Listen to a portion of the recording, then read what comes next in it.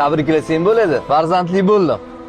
Ha, aytgancha, og'ayni, bugun bolalarning hammasini yig', o'tirish qilib bering. Men hozir addon dedim. Keliningga ovqat olib keluvdim. Shuni tashiyma chiqaman boram. Bo'pti, o'rta ko'rishamiz. Xo'p. Assalomu alaykum. Va alaykum assalom. Ha, o'zing qulog'ingda. Bir kunda ota bo'ldimi deyman. Ha, aka. Bugun ertalab farzandli bo'ldim. Tabriklayman. Zo'r bo'pti-yu. O'g'ilmi, qizmi? Qiz? Ha, yaxshi. Ha, bizda bo'lsa o'g'il.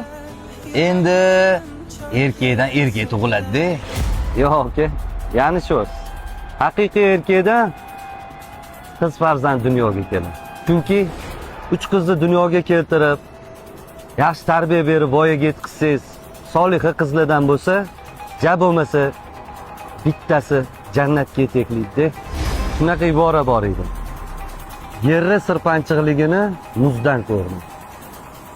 Ovqat sho'rligini tuzdan ko'rdim. Yoshligida qiz boladim mensimagan, qariganda rohatni shu qizdan ko'rdim.